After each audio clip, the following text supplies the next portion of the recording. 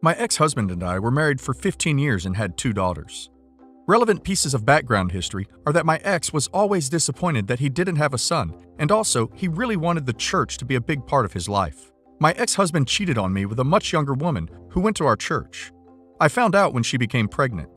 I divorced him, but couldn't move too far away because I didn't want my children to give up the school they knew and their relationship with their grandparents and uncle, his side of the family, which they are closer to. I'm very pissed that the guy who used to complain about how I wasn't serious about church had an affair.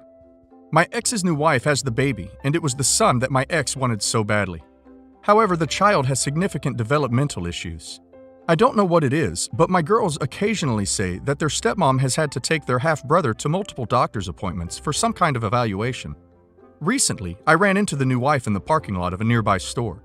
I tried to ignore her, but she came up to me. She told me she didn't know what to do about my ex's behavior. He never helped with the baby. He worked long hours, leaving her to take care of their high-needs child by herself. He had told her how he regretting having a disabled child. She didn't have many people to talk to because the members of the church didn't want to associate with either of them anymore after the affair came to light. The total irony of this situation just came to me, and I smiled and kind of laughed.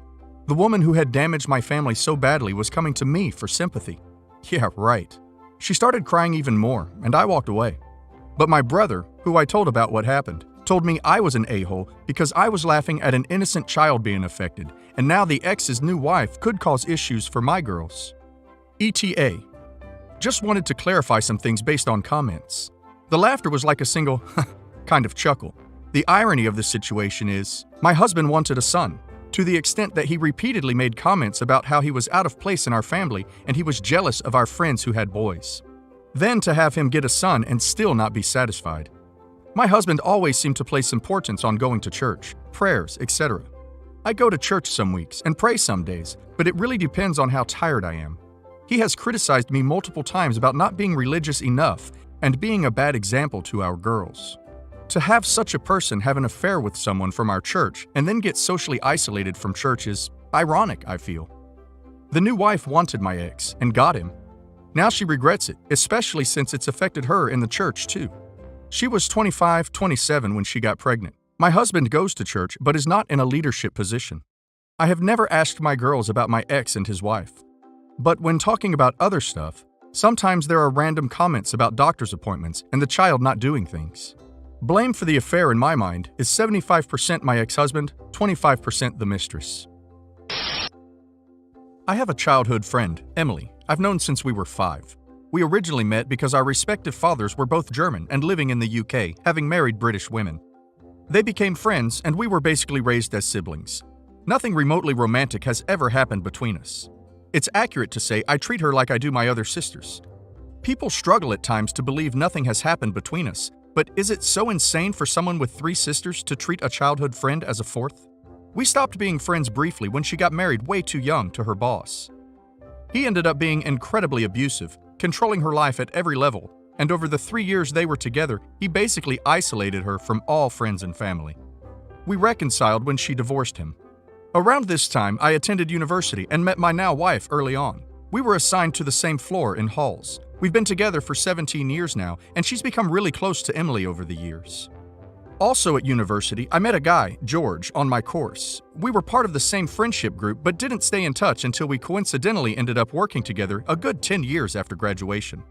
I ended up introducing him to Emily, and they started a relationship. A year or so later, they moved in together. Emily was happy. He was happy. On the face of things, he's seemingly been fine with me and Emily's friendship and never said anything. Over the past few weeks, I started getting texts from her, sometimes late at night, that were just off. I was suspicious when she used a common British shortening of my full name rather than the traditional German version our respective fathers, and she, would always use, and when some overtly flirty, almost outright esting occurred, I immediately shut it down, 100% sure it wasn't her. I basically called him out and asked if this was in fact George using her phone and bluntly asked why he was trying to S-text me as his girlfriend. He never responded, but after explaining the situation to my wife, she went over to Emily's with my phone to see what was going on. I wasn't there for this, but she showed Emily our entire text history and what he had done. George came home and they confronted him. He first outright denied it and had the balls to accuse Emily of texting me and trying to hide said cheating from my wife by saying he did it. Emily just left with my wife to come stay with us after this because there wasn't any reasoning with him. The morning after, he called and begged her to come home. He was crying and threw himself at her feet, claiming he did it out of jealousy. He highlighted that she was in the habit of deleting our conversations, which drove him mad. An apparent choice she makes for all her texts, with everyone, not just me. And he was always jealous of our relationship. He found it hard to see me with her, and after he saw her saying stuff like how she loved me, again, siblings, not being able to read our texts drove him to basically go fishing to establish our relationship. The S-texting was an attempt to bluntly see if it was something we, or more specifically I, would engage in. At this point, Emily asked for mine and my wife's opinion on this whole thing. I called nonsense on this being a mistake, something he was driven to by jealousy. He violated her privacy by going through her phone, risked our friendship by masquerading as her, risked my marriage by trying to bait me into S-texting a friend, risked Emily and my wife's friendship by making it look like Emily was S-texting me. The entire thing was a clusterfuck. I didn't outright say she should leave him, but I highlighted how dishonest this whole thing was. She eventually went back home, and I didn't hear anything for a few days. But Emily eventually revealed to my wife that she had functionally forgiven him. My wife worked out from the conversation what had happened. He had basically flipped the script on me by playing into fears from her marriage. He described me as another controlling male trying to dictate who she had a relationship with. He encouraged her to make her own decision. Not bad advice in theory, but she had to ignore me because I didn't have her best interest at heart. I was controlling her like her ex. My wife quietly pointed out he was in fact being like her ex, not me. He was driving a wedge between her and family. At this point, Emily just gave up.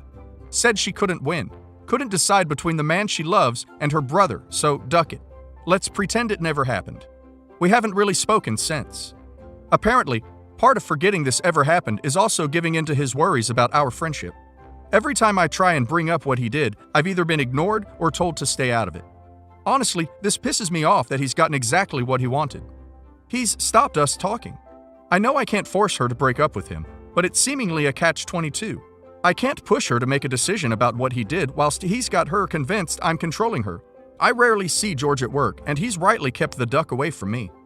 I was tempted to bring my sisters into this clusterfuck, tell them what happened. They love her like a sister too, and see if they can talk some sense into Emily, but that's somewhat manipulative too. So any advice here? Let dirty sleeping dogs lie? Try and get her to deal with what he did rather than sweeping it under the rug? So, I followed the general advice of just leaving the entire situation alone. I agree any interference from me or my family would be manipulative and controlling, albeit well-meaning. So, I haven't really spoken to Emily since slightly before Christmas, but her mother contacted me a little after New Year to ask if I knew what was going on with her. Emily's cousin back in Germany had contacted her mother saying she had turned up on her doorstep having flown in from the UK on the 4th after apparently breaking up with George. According to her mother, Emily had come back to our hometown for the holidays. She brought George, and at some point they ran into her ex-husband at the pub. For context, we grew up in a tiny village in the arse end of nowhere. There's literally nothing to our village but a pub, a post office, and small supermarket. Her ex still lives where we grew up. So this is all information relayed to me via Emily's mother, but apparently, at some point, George approached Emily's ex-husband and asked for some advice. George is familiar with the story of their relationship and knows how controlling he was and why they divorced. Somewhat to her ex-husband's credit, he apparently refused to answer any questions and quietly approached Emily's mother to relay what he had asked. Now this is according to him, and George denies it, but he said George asked him how to handle me in terms of my relationship with Emily. I have no idea what Emily's ex-husband's motivation was here, but they've been divorced for a decade now, and he hasn't contacted her in this time. So I'm inclined to believe it wasn't further attempts at interfering with her life. Maybe it was actually manipulation. Maybe in the decade since they've divorced, he's become a better man. Who knows? We're all inclined to believe that this is what was asked, despite George denying it. Because how else would her ex-husband know that he had an issue with me recently? He isn't in contact with anyone who would know about the recent issues. Also, to be honest, the ex never had an issue with me. He saw me as a child, despite being the same age as his then-wife, and constantly called me kiddo and asked how school was. It would be a specific shot in the dark on his part to assume George had an issue with me without George saying so himself. So, her mother told Emily what George had tried to do, and pointed out that her boyfriend is now trying to emulate her ex-husband's behavior and encouraged her to confront him over this, and also what happened over the last month, rather than ignoring it. Nobody was privy to the discussion they had, but he left sometime after it to return to their shared home, and she stayed with her mother saying they had broken up. She stayed with her mother until the day after, where she, without any warning, left for Germany. The cousin she's staying with assures us she's relatively fine. She's just overwhelmed and embarrassed she let this happen again. She couldn't handle being where she might run into either ex, so staying with her mother was off the table, and she just ran somewhere far, but safe. I still haven't spoken to Emily. I've sent her a message with some condolences and reassurances she will always have a home here in the UK. I've decided to continue to give her space, whilst making it clear I am here for her. She hasn't responded, but I assume this is just out of awkwardness over what happened, and how technically George was once my friend. He hasn't spoken to me either, and I haven't seen him at work at all. So yeah, not a happy ending per se. It shouldn't have taken her abusive ex getting involved for a resolution, but as people predicted, George was being abusive, and he would repeat that behavior. I suppose it was relatively painless that he showed his true color so emphatically without much further abuse. This could have dragged on. Thanks for the advice. Me staying out of it didn't make this any easier for her, but it probably avoided making it worse. Given this whole thing has now been entirely sorted in the 3 months since it happened, I thought I'd actually give an actual full resolution. So Emily came back to the UK just before the country was locked down and moved in with us, reluctantly. We grabbed some beers and played Divinity 2, whilst we hashed out exactly what went down with her perspective. I apologized for going behind her back and speaking to her mother about it all. Situations like this are never helped by information being relayed through other people, and I asked if she wanted to go through it all start to finish. Basically, she buried her head in the sand the day she found out he had been trying to text me as her. It was just too much. She couldn't win. She either lost the man she loved and the lifestyle she had, or lost her brother. I assured her she'd never lose me, but she revealed she low-key hated the fact that she let herself be taken advantage of like this twice, and couldn't face me having not listened to my advice. She also mentioned that breaking up with him would inevitably land her on my doorstep for support, and that made her feel bad also. Hence, escaping to Germany and not talking to me about this. We went deeper, and she opened up about her insecurities, how she regretted never going to university, instead marrying her abusive ex-husband, and how she feels like an accessory to other people's happiness. She saw me and my wife, a power couple as she put it, and just felt so small by comparison. She did love George, but leaving him would leave her with functionally nothing again, and she couldn't handle that. We talked about this a lot. I revealed I was aware my support of her could be a problem. I was feeling like I had made their relationship awkward by being so involved in her life. It might have been hard for George, feeling like her boyfriend, whilst I was there picking up her tabs, doing the DIY, and basically acting like a father coddling his child.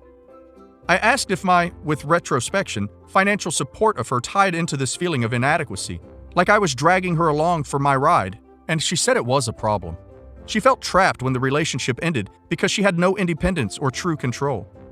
Whilst I would never use my position to control her, she would still be living by someone else's good graces. She felt she needed to stand on her own 2 feet, be her own woman rather than relying on a man, no matter how much she loved and trusted him. That way, her decisions would be her own, rather than under some level of duress. In the same way a child wants independence from her parents, she feels she finally needs independence from me. So we came up with a game plan. Now the lockdown has obviously made this harder. She is still living with me and my wife currently. But the plan is, she's going to go back into education.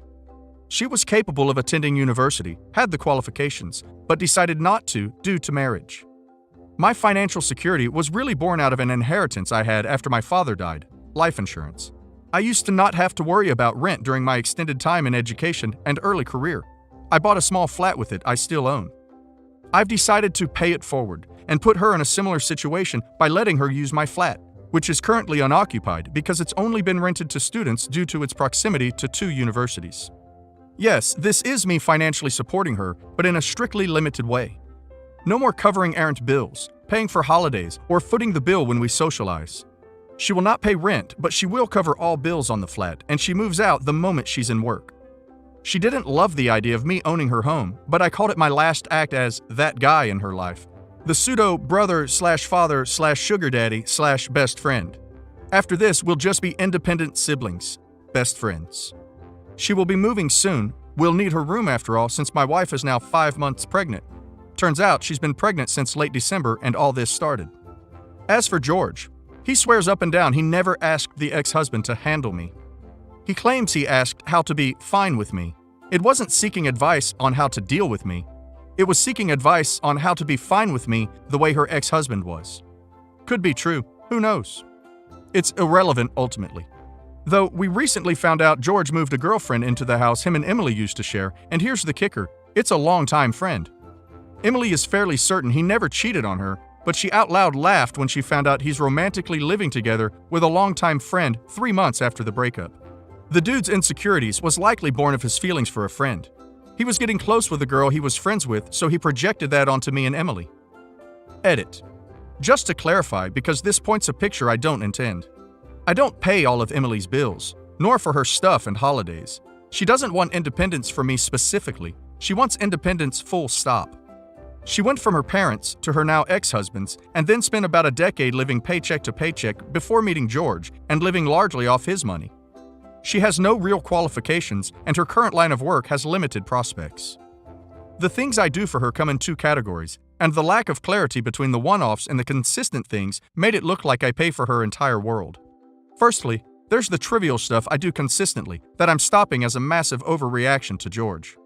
Logically, it's fine that a brother and his wife do these things for his sister, but they weirdly make her uncomfortable, and it obviously made her ex uncomfortable. Stuff like, I've done the odd bit of DIY, specifically fixing a vacuum, which isn't insane given I work in R&D for a vacuum brand, and I pay for her drinks and stuff if we socialize. I'm stopping all those trivial levels of support, largely at her request, to ease her discomfort at being subsidized by me. It's a pride thing.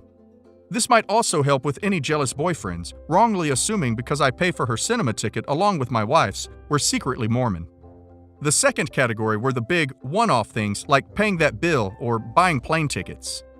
Things I did in a crisis and/or out of extreme generosity once. She wants to be able to be safe during crap like COVID without needing to live with me. She wants to be able to break up with a guy and be okay alone rather than crashing here. She wants to be able to duck up a meter reading on her electricity and weather that silly bill that comes without me paying it. That happened once. I'm not going to stop doing these things entirely. An emergency is an emergency. We won't let her come to any harm. But instead, we're going to try to make it so that she doesn't need me to do these things via an education and hopefully a better job. So yeah, I don't pay for her entire life. I just muddled some big things I've done in an emergency in with some trivial brotherly support.